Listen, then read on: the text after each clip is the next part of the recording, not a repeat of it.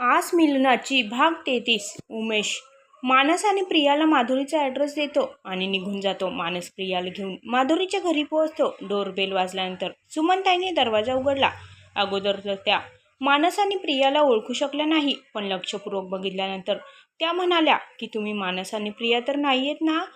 हो आंटी, मी माधुरीचा भाऊ मानस आहे. तेवढ्या सलोनीची नजर मानसवर पडली आणि ती ओरडत मानसजवळ आली आणि मानस मामा म्हणत त्याला बिलगली. मानस पण पुढे आला आणि तिला उचलून घेत तिला मिठी मारली. मानस आणि प्रिया दोघेही सुमनताईंना नमस्कार करत म्हणाले, आम्ही माधुरीला भेटायला आलो आहोत. या ना, बसा. मी लगेच माधुरीला बोलून आणते.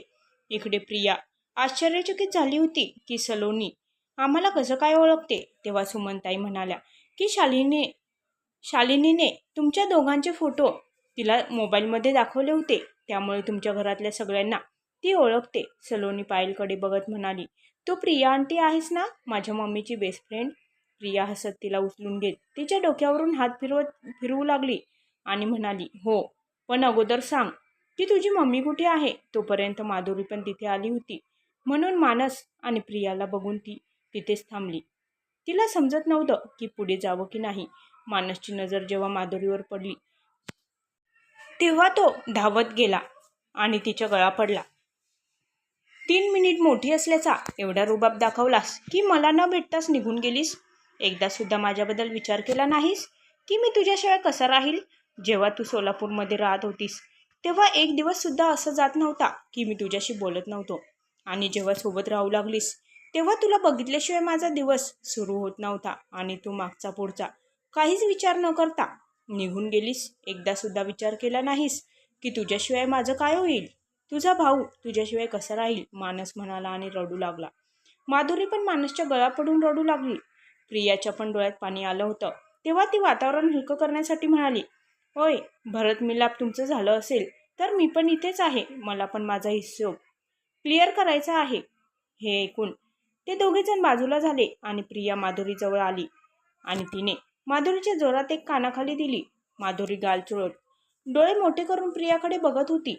तेव्हा मानस रागात ओरडला, प्रिया, हा काय मूर्खपणा आहे. तेव्हा प्रिया म्हणाली, तू तर गप्पच बस, ही माझ्या आणि माधुरीच्या मधली गोष्ट आहे.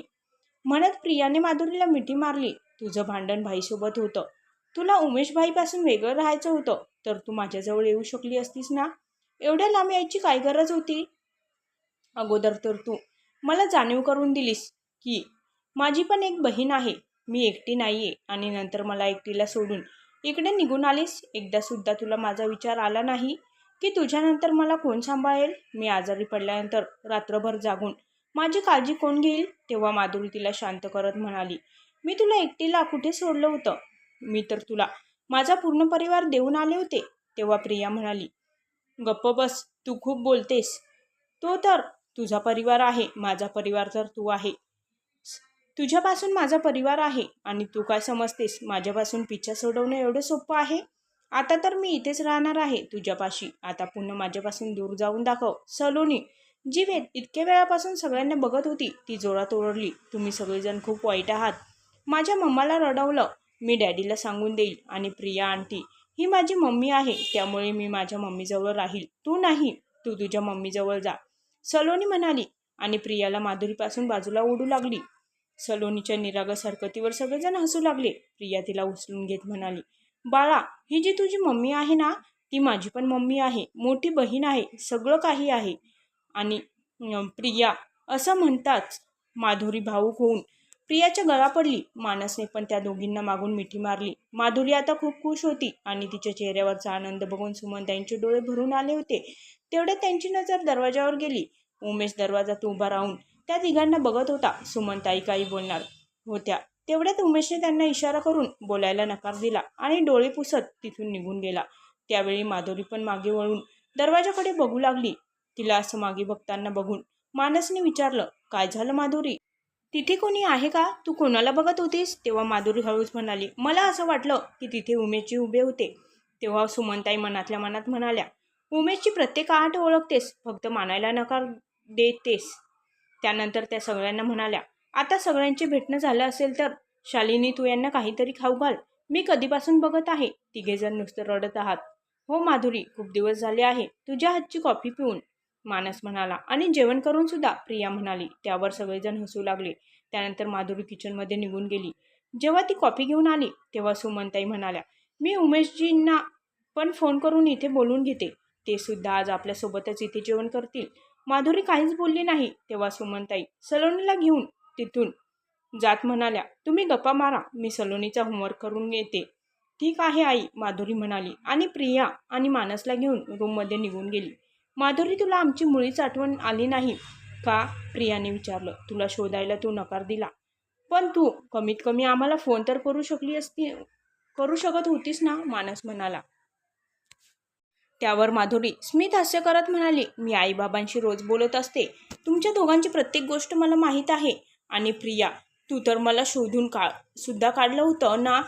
त्यावर मानस सुद्धा प्रियाकडे बघू लागला. तेव्हा प्रिया म्हणाली, कुठे शोधलं होतं? तू तर तुझं नाव पण बदलून टाकलं होतं.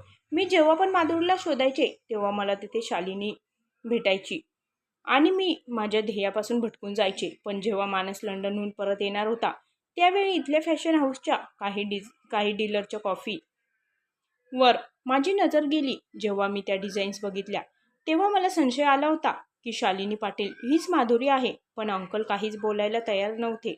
त्यानंतर मानस आल्यावर त्यांनी उमेशभाईला माफ केलं आणि अंकल उमेशला इथे पाठवण्याबद्दल बोलू लागले. तेव्हा मला खात्री झाली की शालिनीच माधुरी आहे. अंकल आणि आंटीला अगोदरपासून सगळं काही माहीत होतं. प्रियाच्या तोंडून हे सगळं ऐकून मानस नाराज होत म्हणाला, सगळ्यांना सगळं काही माहीत होतं, फक्त मलाच इथून दूर लंडनला पाठवून देण्यात आलं होतं. तेव्हा माधुरी त्याच्या डोक्यावरून हात फिरवत म्हणाली, ते यासाठी की तू जर इथे राहिला असता तर तुझी सगळी एनर्जी मला शोधण्यात लावली असती. कारण तोपर्यंत तुला माहीत झालं होतं की मी तुझी बहीण आहे. मानस तिच्या गळा पडला आणि म्हणाला, तू खूप वाईट आहेस. तुला अगोदरपासूनच माहीत होतं, तरीसुद्धा तू माझ्यासोबत मैत्रीचं नाटक करत होतीस. तेव्हा माधुरी गालातल्या गालात हसत म्हणाली, अच्छा, म्हणजे मी नाटक करत होते. आणि तू जो नेहमी मला म्हणत होतास की 3 मिनिटांनी मोठी असल्याने काय होतं, उंचीने तर मीच मोठा आहे, आणि माझं सगळं सामान फेकून देत होतीस, तेव्हा उमेशजी येऊन माझी सगळी खेळणी नीट करून देत होते. हो, कारण भाई तेव्हापासूनच तुझ्यावर खूप प्रेम करत होते, मानस म्हणाला. उमेशचं नाव ऐकताच माधुरी गप्प बसली. तेवढ्या सगळ्यांची नजर दरवाजावर गेली. सलोनी उमेशसोबत दरवाजात उभी होती. माधुरी तिला बघून म्हणाली, तुम्ही गप्पा मारत बसा, मी जेवणाची तयारी करते. आणि ती किचनमध्ये निघून गेली. उमेश गुपचूप मानस आणि प्रियाजवळ येऊन बसला आणि सगळेजण सलोनीसोबत खेळू लागले. थोड्या वेळानंतर डायनिंग टेबलवर सगळेजण जेवण करत होते. माधुरी सलोनीला जेवू घालत होती आणि मानस माधुरीला. उमेश हे सगळं बघून भावूक झाला होता. तेवढ्यात सलोनीने मानसला विचारलं, मामा, तुमच्याकडे त्या आकडू अंकलची फोटो आहे का? मम्मी आणि डॅडी दोघेही मला त्या आकडू अंकलची फोटो दाखवत नाहीयेत. प्लीज तू दाखव ना मामा. सलोनीचं बोलणं ऐकून उमेशला हसू आलं. मानस पण हसू लागला. त्यावर माधुरी सलोनीला रागवत म्हणाली, मी तुला किती वेळेस सांगितलं आहे की जेवण करताना बोलायचं नसतं. त्यावर मानस हसत म्हणाला, माधुरी, तू म्हणत असशील तर मी सलोनीला तिच्या अकडू अंकलची फोटो दाखवू शकतो. मानस असं म्हणताच उमेश आणि माधुरी दोघे सोबतच ओरडले, नाही. तेव्हा सगळेजण हसू लागले. माधुरी चिडली आणि तिथून उठून निघून गेली. थोड्या वेळानंतर मानस उमेशसोबत त्याच्या फ्लॅटवर निघून गेला आणि प्रिया माधुरीसोबत तिच्या रूममध्ये गेली. प्रियाने माधुरीचा मूड चांगला आहे हे बघून विचारलं, माधुरी, तू पुढे काय करायचं याबद्दल विचार केला आहेस? तेव्हा माधुरी म्हणाली, मला काही समजलं नाही. मी तुझ्याबद्दल आणि उमेशभाईबद्दल बोलत आहे. प्रिया म्हणाली, माहीत नाही प्रिया, अगोदर तर मला उमेशजीचा खूप राग येत होता, पण आता माहीत नाही, काहीच समजत नाहीये. मी त्यांच्यावर एवढी ओरडले, त्यांना खूप रागवले, त्यांना रागाला आणण्याचा प्रयत्न केला, तरीसुद्धा ते शांत होते. आता तर मलाच कोड्यात पडल्यासारखं होत आहे. माधुरी, तू गेल्यानंतर भाई खूप बदलले आहेत. एकदा मनापासून विचार कर, ते तुझ्यावर खूप प्रेम करतात आणि जिथपर्यंत मी तुला ओळखते तू सुद्धा त्यांच्यावर खूप प्रेम करतेस. त्यामुळे कमीत कमी तुझ्या प्रेमासाठी तरी एकदा त्यांचा विचार कर. नक्कीच कर, प्रिया म्हणाली. यावर माधुरी काही बोलली नाही. ती खूप द्विधा मनस्थितीत सापडली होती. प्रिया पण माधुरीला असं शांत बसलेलं बघून झोपी गेली. दुसऱ्या दिवशी नाश्ता केल्यानंतर मानस आणि प्रिया उमेशसोबत ऑफिस बघायला निघून गेले. माधुरी पण सलोनीला स्कूलमध्ये सोडून ऑफिसला निघून गेली. माधुरी ऑफिसला पोहोचताच मानस आणि प्रिया तिच्या जवळ आली. माधुरी, आता तरी घरी चल ना, मानस म्हणाला. माधुरी शांत बसली. तिने काहीच उत्तर दिलं नाही. माधुरी, काहीतरी बोल ना प्लीज, प्रिया म्हणाली. तोपर्यंत उमेश पण कॅबिनच्या दरवाजापाशी आला होता.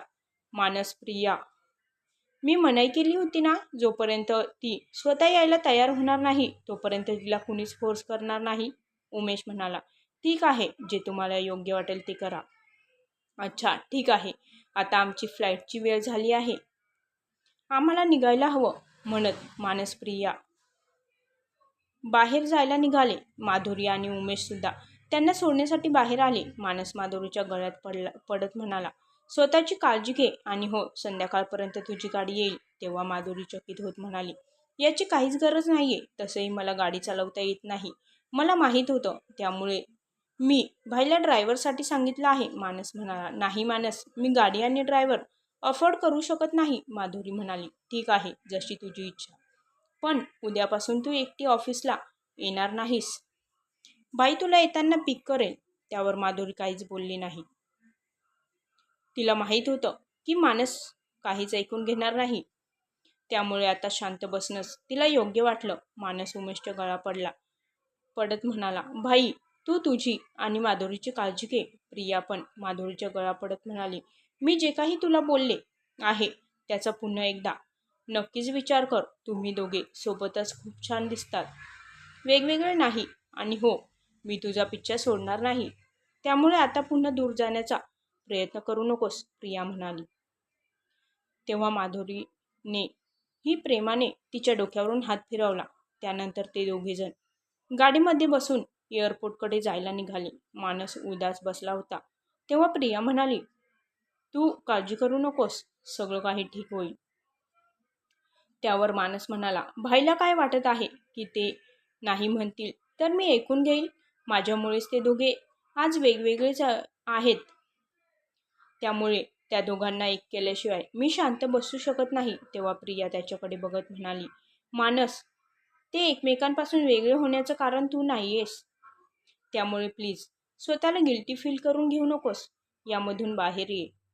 जर माधुरीला हे समजलं तर ती भाईकडे कधीच परत येणार नाही, कारण तिच्यासाठी तिच्या स्वतःच्या आनंदापेक्षा जास्त तुझा आनंद महत्त्वाचा आहे. आणि आता सलोनी आहे ना, तिच्यामुळे आता दोघेजण एकमेकांना भेटत राहतील.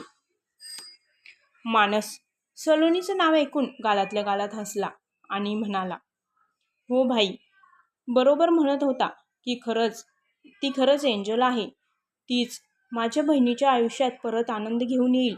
आणि हो, अकडू अंकलला परत तिच्या मामाकडे घेऊन येईल, प्रिया म्हणाली आणि हसू लागली. मानस पण अकडू अंकल नाव ऐकून हसू लागला. माधुरीचं पण काही कळत नाही, भाईला काय काय नाव देत असते. तिकडे मानस गेल्यानंतर उमेश आणि माधुरीने एकमेकांकडे बघितलं आणि आपापल्या कॅबिनमध्ये निघून गेले. आता तर पूर्ण ऑफिस या दोघांबद्दल चर्चा करू लागलं होतं की हे लोक कोण आहेत आणि त्यांचे CEO सर आणि शालिनी दोघांची ओळख कशी काय आहे. अनुराधा ऑफिसमधल्या स्टाफला चर्चा करताना बघून रागवत म्हणाल्या, चर्चा करण्याऐवजी जर तुम्ही कामावर लक्ष दिलं तर बरं होईल.